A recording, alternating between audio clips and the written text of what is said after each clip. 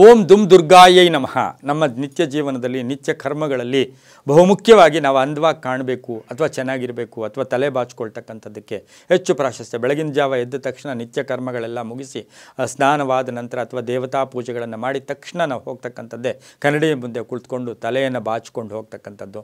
ಅದು ಪುರುಷರಾಗ್ಬೋದು, ಸ್ತ್ರೀಯರಾಗ್ಬೋದು, ಎಲ್ಲರೂ ಆಗ್ಬೋದು. ಆದರೆ ತಲೆ ಬಾಚಿಕೊಳ್ತಕ್ಕಂಥದ್ದು ದಿನಕ್ಕೆ ಕನಿಷ್ಠ 3 ಬಾರಿ ಆದರೂ ಅಥವಾ ಕೆಲಸಕ್ಕೆ ಹೋಗ್ತಕ್ಕಂಥ ಸಮಯ ಇರ್ಬೋದು, ಕೆಲಸದಲ್ಲಿ ಇರ್ತಕ್ಕಂಥ ಸಮಯ ಇರ್ಬೋದು, ತಲೆ ಬಾಚಿಕೊಳ್ತಾನೆ ಇರ್ತೀವಿ. ಅದು ಹೇಗೆ ಅಂತ ಹೇಳಿದ್ರೆ ಏನೋ ನಮಗೊಂಥರ ಆ ಥರ ನಾವು ಚೆನ್ನಾಗಿ ಕಾಣಬೇಕು ಅಂತಕ್ಕಂಥ ಮನೋಭಾವನೆ ಪ್ರತಿಯೊಬ್ಬರಲ್ಲೂ ಇರುತ್ತೆ. ಇನ್ನು ಋಷಿಮುನಿಗಳಾಗ್ಬೋದು, ಎಲ್ಲೋ ಒಂದು ಕಡೆ ಸಾಧು ಸಂತರಾಗ್ಬೋದು, ಇದಕ್ಕೆ ಹೆಚ್ಚು ಗಮನ ಕೊಡದೆ ಕೂಡ ಇರ್ತಕ್ಕಂಥ ಸಾಧ್ಯತೆ ಕೂಡ ಇರುತ್ತೆ. ಆದರೆ ನಾವು ದಿನಕ್ಕೆ ಅಟ್ಲೀಸ್ಟ್ ಒಂದು 3-4 ಬಾರಿ ಆದರೂ ನಾವು ತಲೆ ಬಾಚ್ಕೊಳ್ತೀವಿ.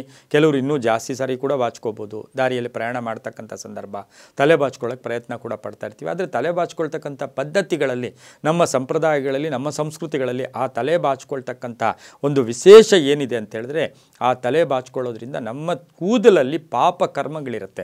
ಹಾಗಾಗಿನೇ ನಾವು ಮುಡಿ ಕೊಡ್ತಕ್ಕಂಥ ತಿರುಪತಿಗೆ ಹೋದಾಗ ಆ ತಲೆ ಕೂದಲನ್ನು ಭಗವಂತನಿಗೆ ಅರ್ಪಣೆ ಮಾಡ್ತಕ್ಕಂಥದ್ದು, ಮನೆ ದೇವರಿಗೆ ಕೊಡ್ತಕ್ಕಂಥದ್ದು, ಕುಲದೇವರಿಗೆ ಕೊಡ್ತಕ್ಕಂಥದ್ದು, ಇಷ್ಟ ದೇವರಿಗೆ ಕೊಡ್ತಕ್ಕಂಥ ಉದ್ದೇಶ ಏನು ಅಂದರೆ ಆ ಕೂದಲಲ್ಲಿ ನಮ್ಮ ಪಾಪ ಕರ್ಮಗಳು ಕೂಡ ಇರುತ್ತೆ. ಹಾಗಾಗಿ ಆ ಪಾಪ ಕರ್ಮಗಳನ್ನು ಭಗವಂತ ಈ ಪಾಪಗಳನ್ನು ಹೋಗಲಾಡಿಸಿ ಮುಕ್ತಿ ಕೊಡಪ್ಪ ಅಂತಕ್ಕಂಥ ಉದ್ದೇಶದಿಂದ ಕೂಡ ನಾವು ತಲೆಗೂದಲನ್ನು ಕೂಡ ಕೊಡ್ತಕ್ಕಂಥ ಸಾಧ್ಯತೆ ಇರುತ್ತೆ, ಸಮರ್ಪಣೆ ಮಾಡ್ಕೊಳ್ತಕ್ಕಂಥ ಸಾಧ್ಯತೆ ಕೂಡ ಇರುತ್ತೆ. ಆದರೆ ಈ ಒಂದು ತಲೆಗೂದಲನ್ನು ತಲೆ ಬಾಚತಕ್ಕಂಥ ಪದ್ಧತಿ ಇದೆ ಅಲ್ವಾ, ಇದಕ್ಕೆ ಬಂದಾಗ ಮನೆಯಲ್ಲಿ ದೀಪ ಹಚ್ಚಿದ ಮೇಲೆ ಸಂಧ್ಯಾಕಾಲ, ಬೆಳಗಿನ ಜಾವ ಬ್ರಾಹ್ಮಿ ಮುಹೂರ್ತ ಇರ್ಬೋದು, ಮಧ್ಯಾಹ್ನದ ಅಭಿಜಿನ್ ಇರ್ಬೋದು, ಸಂಧ್ಯಾಕಾಲದ ಗೋಧೋಳಿ ಇರ್ಬೋದು, ನೀವು 5ರಿಂದ 6ರ ಒಳಗಡೆ ತಲೆ ಬಾಚಿಕೊಂಡು, ಅದು ಹೆಣ್ಮಕ್ಳು ವಿಶೇಷವಾಗಿ ಮಹಿಳೆಯರು ಏನಾಗಿರುತ್ತೆ, ಆ ದೀಪ ಹಚ್ಚಿದ ಮೇಲೆ ತಲೆ ಬಾಚ್ಕೋಬಾರ್ದು. ಬಾಚ್ಕೊಂಡಾಗ ಏನಾಗುತ್ತೆ, ಅದು ನಮಗೆ ಎಲ್ಲೋ ಒಂದು ಕಡೆ ಆ ದಾರಿದ್ರ್ಯಕ್ಕಾಗ್ಬೋದು, ಜ್ಯೇಷ್ಠಾಲಕ್ಷ್ಮಿ ಅನುಗ್ರಹ, ಕಷ್ಟ ಕಾರ್ಪಣ್ಯಗಳು, ಆರೋಗ್ಯದಲ್ಲಿ ಏರುಪೇರಾಗ್ತಕ್ಕಂಥ ಸಾಧ್ಯತೆ ಇರೋದ್ರಿಂದ ದೀಪ ಹಚ್ಚಿದ ಮೇಲೆ ತಲೆ ಬಾಚ್ಕೋಬಾರ್ದು.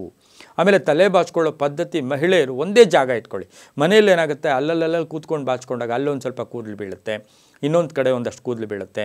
ಅದನ್ನೇ ನೀವು ಕ್ಲೀನಾಗಿ ಅದನ್ನು ಸ್ವಚ್ಛ ಮಾಡಿದ್ರೆ ಪರವಾಗಿಲ್ಲ. ಅದರಿಂದ ಕೂಡ ಎಲ್ಲಂದರೆ ಅದು ತಲೆಯ ಕೂದಲು ಬಿದ್ದಾಗ ಆ ಪಾಪಗಳು ನಮ್ಮನೆಯಲ್ಲೇ ಉಳ್ಕೊಂಡ್ಬಿಡುತ್ತೆ.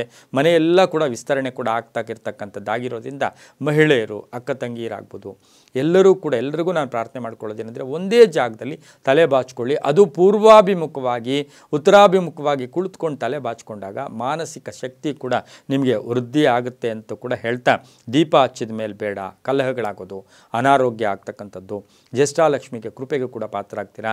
ಇನ್ನು ಗಂಡು ಮಕ್ಳು ಏನಾಗುತ್ತೆ ಅಂದರೆ ಅವ್ರಿಗೂ ಅಷ್ಟೇ ಒಂದು ಜಾಗ ಇರಲ್ಲ, ಎಲ್ಲಿ ಮನೇಲಿ ಓಡಾಡ್ತಾ ತಲೆ ಬಾಚಣಿಗೆ ಇಟ್ಕೊಂಡು ಬಾಚ್ಕೊಂಡು ಓಡಾಡ್ತಾ ಇರ್ತಾರೆ. ಅದು ಕೂಡ ಒಳ್ಳೆಯದಲ್ಲ. ಇನ್ನು ಸಂಧ್ಯಾ ಕಾಲದಲ್ಲಿ ಯಾವಾಗಲೂ ಅಷ್ಟೇ ದೀಪ ಹಚ್ಚೋಕೆ ಮುಂಚೆ ನೀವು ಏನು ತಲೆ ಬಾಚ್ಕೊಳ್ತೀರಾ, ಹೆಣ್ಮಕ್ಳು, ಪುಟ್ಟ ಮಕ್ಕಳಿರ್ಬೋದು, ಮಹಿಳೆಯರಿರ್ಬೋದು, ಆ ಕೂದಲನ್ನು ಶುದ್ಧವಾಗಿ ತೆಗೆದು ಯಾರೂ ತುಳಿದೇ ಇರತಕ್ಕಂಥ ಜಾಗದಲ್ಲಿ ಹಾಕೋದು. ಪಶು ಪಕ್ಷಿಗಳಾಗ್ಬೋದು, ಪ್ರಾಣಿಗಳಾಗ್ಬೋದು, ಯಾವಕ್ಕೂ ಕೂಡ ಅದು ಆಹಾರ ಆಗ್ಬೋದು. ಅದ್ರ ಜೊತೆಗೆ ಮಕ್ಕಳು ಮನೆಯಲ್ಲಿರ್ತಕ್ಕಂಥ ಮಕ್ಕಳಿಗೂ ಕೂಡ ಅದು ತೊಂದರೆ ಆಗಬಾರ್ದು. ಅದು ನಿಮಗೂ ಶ್ರೇಯಸ್ ಬರಬೇಕು, ನಿಮಗೂ ಒಳ್ಳೆಯದಾಗಬೇಕು. ಬಾಚ್ಕೊಳ್ಳೋದ್ರಲ್ಲಿ ತಪ್ಪೇನಿಲ್ಲ. ಆದರೆ ದೀಪ ಹಚ್ಚಿದ ಮೇಲೆ ಮನೆಯಲ್ಲಿ ಬೆಳಕು ದೀಪ ಹಚ್ಚಿದ ಸಂಧ್ಯಾ ಕಾಲದಲ್ಲಿ ಬೇಡ. ರಾತ್ರಿ ಹೊತ್ತು ಶಾಸ್ತ್ರನೇ ಹೇಳುತ್ತೆ ತಲೆ ಕೂದಲಿಗೆ ಬಾಚಣಿಗೆಯನ್ನು ಇಡಲೇಬಾರ್ದು ಅಂತ ಹೇಳುತ್ತೆ. ಆದರೆ ಎಷ್ಟೋ ಜನ ನೋಡಿದ್ವಿ 12 ಗಂಟೆಗೆ ಎದ್ರೂ ಕೂಡ ಬಾಚ್ಕೊಂಡು ಕೂತ್ಕೋತಾ ಇರ್ತಾರೆ. ಹಾಗಾಗಿ ಇದರಿಂದ ತುಂಬ ಕಷ್ಟಗಳು ಕೂಡ ಆಗುತ್ತೆ. ಈ ರೀತಿ ಆಗ್ತಾ ಇರತಕ್ಕಂಥ ಸಂದರ್ಭದಲ್ಲಿ ತುಂಬಾ ಟೆನ್ಷನ್ಸ್ ಆಗ್ತಕ್ಕಂಥದ್ದು. ಹಾಗಾಗಿ ಇದನ್ನು ಬೇಡ ಅಂತ ಹೇಳ್ತಾ ಇದನ್ನು ನಾವು ಅನುಸರಿಸಿದ್ರೆ ನಮಗೆ ತುಂಬಾ ಒಳ್ಳೆಯದಾಗುತ್ತೆ. ನಂಬಿಕೆಯೇ ಒಂದು ದೇವರು ಕೂಡ, ನಂಬಿಕೆಯ ಜೀವನ ಅಂತ ಹೇಳ್ತಾ ಸರ್ವೇ ಜನ ಸುಖಿನೋ ಭವಂತು, ಸಮಸ್ತ ಸನ್ಮಂಗಳಾನಿ ಭವಂತು.